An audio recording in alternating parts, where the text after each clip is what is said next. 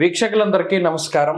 2025వ సంవత్సరంలో ఫిబ్రవరి మాసంలో ఏ విధమైనటువంటి గ్రహగతులు ఉండబోతూ ఉన్నాయి? ఎందుకంటే ఈ గ్రహ సంచారం అనేటువంటిది ఫిబ్రవరి దగ్గర నుండి చాలా కీలకంగా మారబోతూ ఉన్నది. ఉదాహరణకి కుజునికి ఉండేటువంటి వక్రగతి పూర్తయిపోతూ ఉండడం, గురునకు ఉండేటువంటి వక్రగతి పూర్తయిపోతూ ఉండడం, అలాగే గ్రహాల్లో ప్రత్యేకమైనటువంటి మార్పులు ఇవన్నీ వెరసి ద్వాదశ రాశుల పైన పూర్తిగా ప్రభావాన్ని చూపబోతూ ఉన్నాయి. ఉదాహరణకి ఈ మాసంలో ఉండేటువంటి గ్రహస్థితిని గమనిస్తే ఫిబ్రవరి నెల 4వ తారీఖు రాత్రి అంటే 5 వచ్చేస్తుంది. 5వ తారీఖుల గాయతూ గురుని యొక్క వక్రగతి పూర్తయిపోతుంది. ఇప్పటి వరకు వక్రించినటువంటి గురువు ఇక రుజుమార్గంలో ప్రయాణం చేస్తూ తన యొక్క సాధారణ ఫలితాలని ఇవ్వబోతూ ఉన్నారు. ఇక కుజుడు ఇప్పటి వరకు వక్రించి ఉన్నటువంటి కుజుడు ఈ 25వ తారీఖు తోటి ఫిబ్రవరి నెలలోనే తన యొక్క వక్రగతిని పూర్తి చేసుకుని తిరిగి మరలా తన యొక్క రుజు మార్గంలో ఆయన ప్రయాణించబోతూ ఉన్నారు. అలాగే రవి మకర రాశిలో సంచారం చేస్తారు 13వ తారీఖు వరకును. ఆ తదుపరి 13వ తారీఖు లగాయితూ కుంభరాశిలో రవి శని గ్రహాల యొక్క యుతి.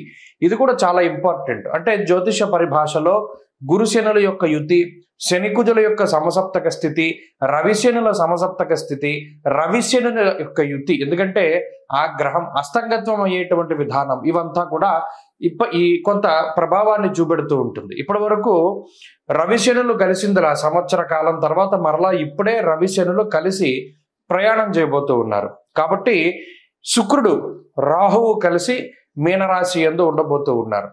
ఇలా ఉన్నప్పుడు ఈ ఫిబ్రవరి మాసంలో ద్వాదశ రాశులకు ఏ విధమైన ఫలితాలు కలగబోతాయో మనం తెలుసుకుందాం.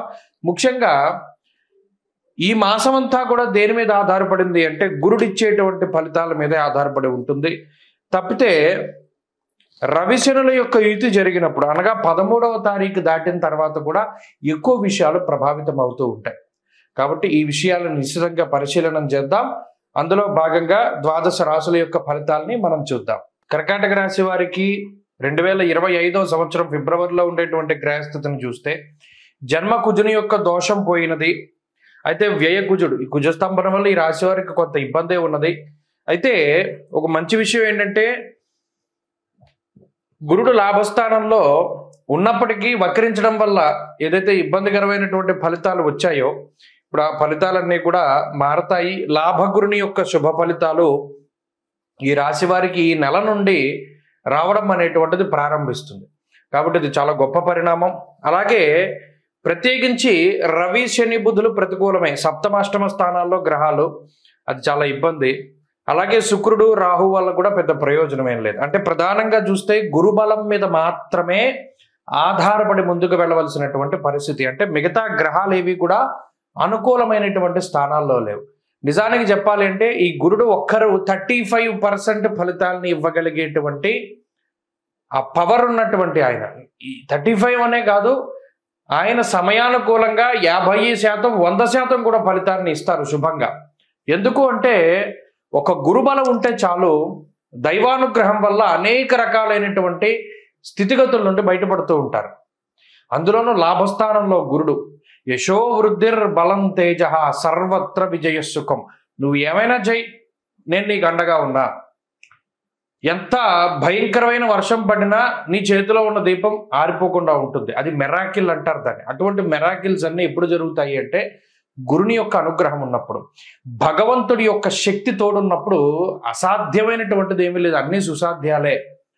ఓ మనిషి 100 యోజనాల దూరంలో ఉన్నటువంటి నేలకి వెళ్ళాలి అన్నా ఎగిరి, లేకపోతేనేమో ఒక భయంకరమైనటువంటి ప్రకృతి విపత్తుల్ని దాటాలి అన్నా, భయంకరమైనటువంటి సంసార సాగరాన్ని దాటాలి అన్నా, ఏమి చేయాలన్నా కూడా అది గురుబలం ఉంటే సాధ్యమవుతుంది. అది కర్కాటక రాశి వారికి ఉన్నది. కాబట్టి ఈ మాసంలో భయపడాల్సిన పనేలా. కాకపోతే వచ్చే చెడు ఫలితాల నుండి కూడా గురుడు అదే రీతిగా కాపాడుతారు. మీరు గమనిస్తే ఇక్కడ 13వ తారీఖు దాటాక అష్టమంలో గ్రహ సంపత్తి పెరిగి శని రవి బుధుల యొక్క యుతి అష్టమంలో ఉన్నది. అష్టమంలో శని రవులు కూడి ఉండడం అనేటువంటిది సమస్యే, కానీ దాని నుండి కూడా గురుడే కాపాడుతారు. అంటే ఇక్కడ ఒక్కొక్కసారి ఏమవుతుందంటే ఏదైనా ఒక విషయంలో ఇబ్బంది కలిగిన తర్వాత కాపాడుతారు, ఒక్కొక్కసారి కలగకుండానే కాపాడుతారు. అది మన అదృష్టం మీద, మన జాతకంలో ఉన్నటువంటి దశాంతర దశల మీద కూడా ఆధారపడి ఉంటుంది. కాబట్టి అంటే నేను ఎందుకు ఇంత ఉపోద్ఘాతం చెప్తున్నానంటే, మిగతా గ్రహాలు ఎంత ప్రతికూలంగా ఉండనివ్వండి, గురువు యొక్క బలం ఉంటే చాలు గోచారంలో, ఇంకేమీ అక్కర్లా. అందులో ప్రధానంగా లాభకురుడు అన్నింటా కూడా విశేషమైనటువంటి వారు. కాబట్టి ఈ మాసంలో ఆ బలం ఉన్నది. తత్ఫలితంగా అటు ఉద్యోగపరంగా కానీ, వ్యాపార పరంగా కానీ, ఆర్థికంగా కానీ, ఆరోగ్యపరంగా కానీ, రాజకీయంగా కానీ అన్నిట్లోనూ కూడా చాలా గొప్ప ఫలితాలు వస్తాయి. అయితే మిగతా గ్రహాల తాలూకు చెడు ఫలితాలను కూడా మనం ఒక్కసారి విశ్లేషణ చేసుకుంటే అటువంటివి ఏర్పడ్డప్పుడు మనం ఎలా బయటపడాలి, లేదా ఎంత జాగ్రత్తగా ఉండాలి అన్నది తెలుస్తుంది. వ్యయస్థానంలో కుజుడు కానీ, అష్టమంలో శని కానీ కొంత ఆరోగ్యపరంగా ఇబ్బంది పెడతారు. రెండో విషయం ఏంటి అంటే, నానా కార్య విరోధస్య వ్యాధిపీడ ధనక్షయం. అంటే వ్యాధి పీడ ధనక్షయం, ఏదైనా అనారోగ్య సమస్యల వల్ల డబ్బు ఖర్చు అయ్యేటువంటి పరిస్థితిని కలగజేస్తారు, లేదా ఏ కార్యక్రమాన్ని ముందుకు సాగనివ్వరు అనేటువంటి విధంగా ఈ రెండు గ్రహాలు ఫలితాలని ఇస్తూ ఉన్నాయి. మరి గురుడు ఏం చెప్తున్నారు, మళ్ళా సర్వత్ర విజయ సుఖం, నువ్వు ఏమైనా చేయి నేను ఫలితాన్ని శుభంగా ఇస్తా. అక్కడ ఈ రెండిటికి పడుతుంది అనమాట. అంటే క్వైట్ కాంట్రడిక్టరీ ఫలితాలని మనం కర్కాటక రాశి వారిలో చూస్తూ ఉన్నాం. ఇక్కడ ఏది బలంగా ఉన్నది అంటే మీకే తెలిసిపోతుంది. ఫిబ్రవరి నెలలోనే ఏదైనా ఒక పని తలపెట్టండి, దానిలో అనేక రకాల అవాంతరాలు వస్తాయి, కానీ చివరికి అది పూర్తి చేయగలుగుతారు. అది మీరే స్వయంగా తెలుసుకోగలుగుతారు, అది నేను చెప్పడం కాదు. కాబట్టి అక్కడ ఏదైనా కార్య విఘ్నం కానీ, ప్రవాసము అంటే స్థానచలనం కానీ, లేదా అనారోగ్యం కానీ ఇటువంటివి ఏమైనా చిన్నగా బాధించవచ్చు, కానీ ఈ నెలలో భయపడాల్సిన పని ఏమిలా. ఇక కొంత డబ్బు ఖర్చు కనబడుతూ ఉన్నది. శుభ కార్యక్రమాలకి ధనాన్ని వెచ్చించేటువంటి పరిస్థితులు ఉన్నాయి. తీర్థయాత్రలు, దైవ దర్శనాలు, ఏదైనా శుభ కార్యక్రమాలు, వస్తువులు, ఆభరణాలు, వాహనాలు ఇత్యాది వాటిని కొనుగోలు చేయడానికి కూడా అవకాశం ఉంటుంది. అలాగే కుటుంబ పరిస్థితులు కొంతగా ఇబ్బంది పెట్టచ్చును. అనగా కుటుంబ సభ్యుల యొక్క ఆరోగ్య విషయమై కొంత శ్రద్ధగా మీరు చూసుకోగలిగితే ఈ మాసంలో కూడా ఇంకా ఏ విధమైనటువంటి సమస్యలు ఉండవు. సమయానుకూలంగా అన్నీ కూడా మీకు మంచి ఫలితాలే వస్తాయి. ప్రత్యేకించి ఏమి రెమెడీ చేసుకోవాలి అంటే, ఒకే ఒక్క రెమెడీ, ఈ అష్టమంలో ఉండేటువంటి శని వ్యయకుజుడికి సంబంధించి కాలభైరవుని యొక్క ఆరాధన చాలా మంచిది. కాలాష్టములు వచ్చినప్పుడు అంటే కృష్ణపక్ష అష్టమి వచ్చినప్పుడు ఖచ్చితంగా కాలభైరవుని దర్శనం చేసుకుని కూష్మాండ దీపం పెట్టండి. ప్రతినిత్యము కాలభైరవ అష్టకాన్ని చదువుకుంటూ ఉండండి, మంచి ఫలితాలు సంప్రాప్తమవుతాయి. కుంభమేళ 2025వ సంవత్సరంలో మొదటి నెలలో వస్తూ ఉన్నటువంటి అతి పెద్ద హిందూ పండగగా మనం దీన్ని చెప్పుకోవచ్చును. కానీ చాలామంది మనలో అంటే కుంభమేళ అనగానే మనకి నాగసాధువులు కనబడతారు, అలాగే ప్రయాగరాజ్లో జరుగుతూ ఉన్నది, భారీ సెట్టింగులు కనబడుతూ ఉన్నాయి. నిజానికి కొన్ని కోట్ల మంది, 40 కోట్ల మందికి పైగా ఈ కుంభమేళాలో పాల్గొంటారు అని చెప్పి అధికారికంగా వినిపిస్తూ ఉన్నటువంటి మాటలు. అయితే ఇంత పెద్ద ఉత్సవానికి చాలామందికి రీజన్ తెలియదు. అంటే చాలామంది మనలో కుంభమేళానికి వెళ్తున్నాం, మేము స్నానం చేద్దాం అనుకుంటున్నాము, ప్రయాగలో స్నానం చేస్తాము, దాని తర్వాత గయ వెళ్తాము, దాని తర్వాత కాశీ వెళ్తాము, ఇవన్నీ చెప్తారు.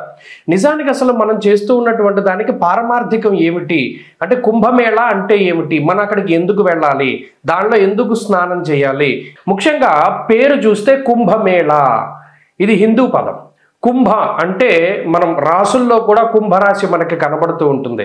ఒక పురుషుడు ఒక కుండని పట్టుకుని నుంచుని ఉంటాడు, అది కుంభరాశిగా ప్రతీతి. అలాగే మేళ అంటే కలయిక. నిజానికి కుంభమేళ అనే పేరు ఎక్కడి నుండి వచ్చిందంటే, కుండలో ఉన్నటువంటి తేనె, అంటే దీన్ని ముఖ్యంగా అమృతం కింద చెప్తారు. దేవతలు, రాక్షసులు 12 సంవత్సరాల పాటు మందర పర్వతాన్ని ఆధారంగా చేసుకుని పరమేశ్వరుడైనటువంటి మహానుభావుడు శ్రీ మహావిష్ణువు ఆయన కూర్మావతారంలో కింద పర్వతం కింద ఉండగా వీళ్ళు కవ్వం కింద చేసుకుని ఈ దేవతలు, రాక్షసులందరూ కూడా అమృతం కోసం ఈ పర్వతాన్ని జిలుకుతారు. అదంతా కూడా మనకి తెలిసినటువంటి విషయమే.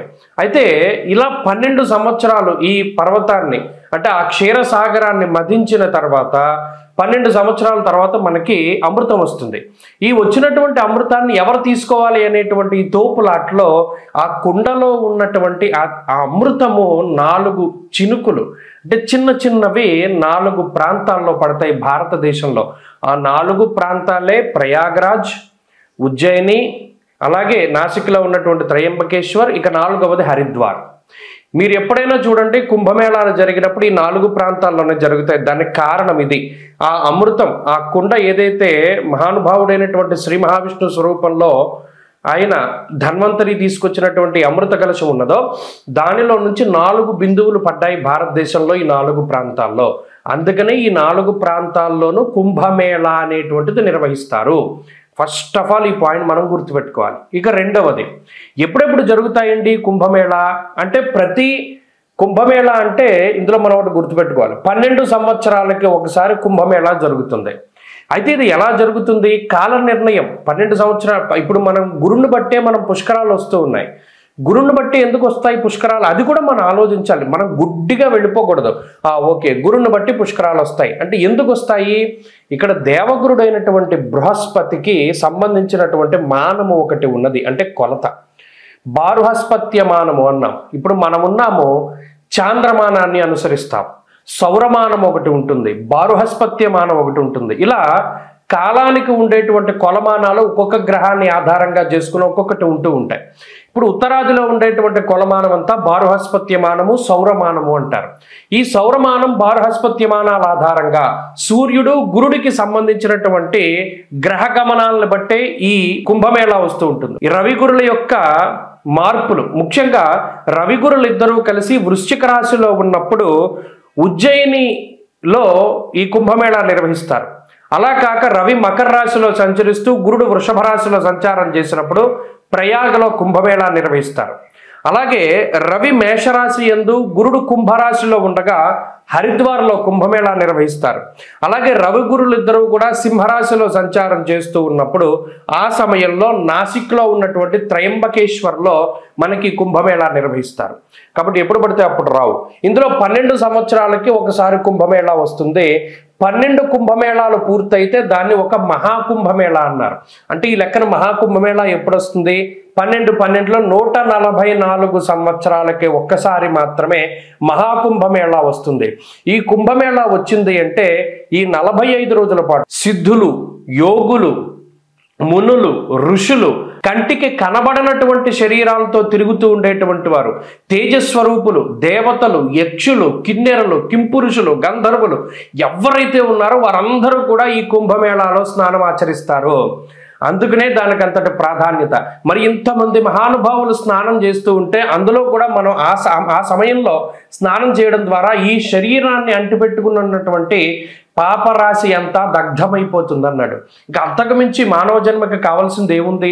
ఆ స్నానం ద్వారా కుంభమేళాలో ఈ శరీరాన్ని భగవంతుడిచ్చినందుకు, ఈ శరీరంతోనే కాకుండా గత జన్మల్లో చేసినటువంటి సంచిత ఆగామి ప్రారబ్ధ కర్మలన్నింటినీ కూడా పోగొట్టుకోవడానికి ఇదొక అద్భుతమైనటువంటి అవకాశం. స్వస్తి.